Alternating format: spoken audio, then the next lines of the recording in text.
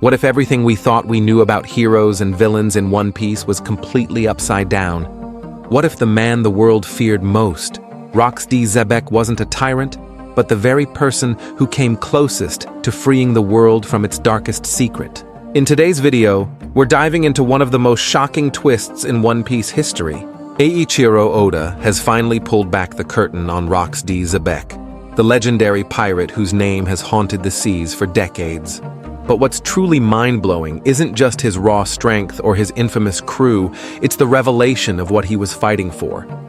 Far from being the mindless destroyer the world government painted him to be, Rox may have been the only one bold enough to directly challenge Imu and the very foundation of the world government. Could it be that the so-called greatest villain was actually the world's lost hero? Let's break it down. Rox D. Xebec's flashback has finally started. Fans had the opportunity to observe Rox D. Xebec in action in the final chapters. The renowned pirate has been mentioned multiple times throughout the story, but Oda has never shown his face until the Elbaf arc. Oda revealed Rox's face as well as a few other details about the pirate. For fans, he was identified as Blackbeard's father.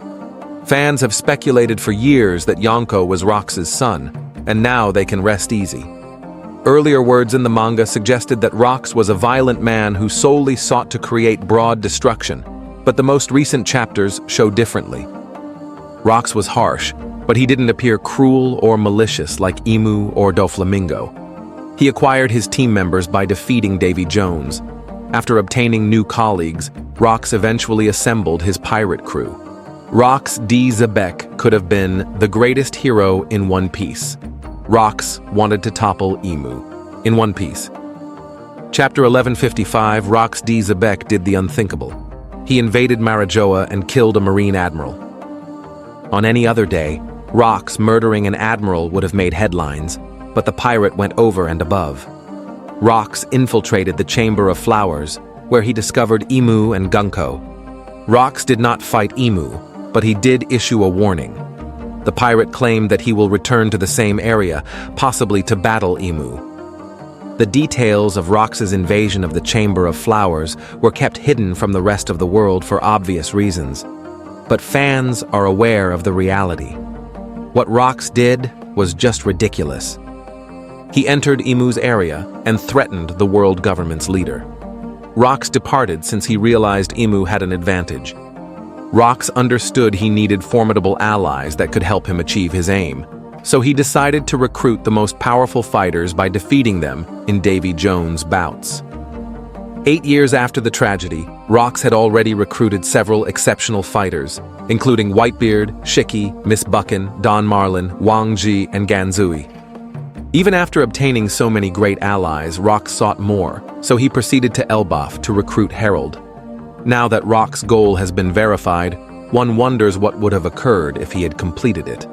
If Rox had defeated Imu, the world government would have collapsed, and the people would be free of their oppressive control. This alone would have made Rox the greatest hero in One Piece, as he would have saved so many lives. Following this revelation, Roger and Garp's actions in God Valley grow even weirder. Roger plainly wasn't powerful enough to defeat Rox, so he paired up with Garp, a Marine. They both defeated Rox, removing the greatest thorn in Imu's side. Rox D. Xebec is one of the strongest pirates in One Piece. Rox was blessed with immense power. Whatever Rox D. Xebec's motivations were, it is difficult to deny that he was possibly the most powerful pirate of his day. Rox dominated numerous powerful fighters only with his strength. Rox also possessed powerful haki, and he most likely possessed a potentially dangerous devil fruit. He used his strength to demolish the gates of justice. Furthermore, it has been established that Rox's swordsmanship was of the highest kind, and his sword assaults were as powerful as a big hammer or cannonball. No matter where you stand on Rox D. Xebec monster or misunderstood savior, his story has completely changed the way we see One Piece history. If his vision had succeeded, the One Piece world would look nothing like it does today. But because of Roger and Garp, the chance for liberation slipped away, only for Luffy and his generation to pick up the mantle. The real question is, Did rocks plant the seed of rebellion that Joy Boys will now carries forward? If you enjoyed this breakdown, make sure to hit that like button, subscribe for more One Piece deep dives, and let me know in the comments. Do you think Rocks was the hero the world never knew it had? Thank you very much for visiting the Mugiwara Review YouTube channel, buddy. We hope you enjoy our review analysis. Don't forget to subscribe and continue joining us on our joyful journey in the world of anime. If you have any wishes, question, or suggestions for our next videos, feel free to express your thoughts on the comments below. Thank you very much for your support, and until we meet again, see you next time, buddy. What is One Piece anime? One Piece is a manga and anime story about a young boy named Monkey D. Luffy who wants to be the king of the pirates in the world. As a child, he eats a devil fruit, a strange plant that makes him able to stretch like rubber. Before the show starts, Luffy goes out into the world for the first time and starts to gather a group of pirates. The main group grows over time, but it starts with Luffy, Nami the Navigator, and a swordsman named Roronoa Zoro. At some point, Luffy and his friends are known as the Straw Hat Pirates, and they go on many exciting adventures across the ocean. One Piece is a lot of fun because it's silly. Luffy goes from island to island around the world in the series. Each island has its own setting and theme.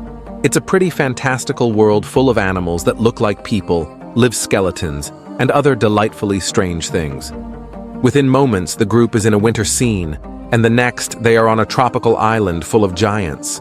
The show is full of silly and bright details.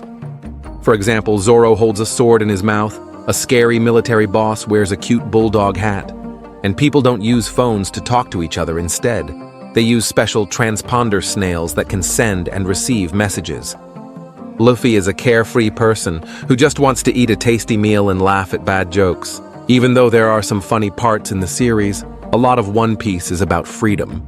During his travels, Luffy often takes up guns to help his friends and encourages others to do the same against pirates and government-backed military occupations. The characters in Luffy and his crew get stronger with each fight, which is typical for shonen manga. A lot of the story is about how Luffy beats a problem that seemed impossible to solve and finds some kind of secret power. After each fight, Luffy and his team get stronger and move closer to his main goal, which is to find the One Piece. Why is it called One Piece? The first part of both the manga and the anime shows that Pirate King Ghoul D. Roger is telling the truth about the mythical wealth called the One Piece. One Piece is the name of the show, because Luffy wants to find the One Piece and become the next Pirate King. One of Luffy's main goals in the show is mentioned in the show's title. What is the One Piece? The answer to this question is still one of the biggest secrets in the series.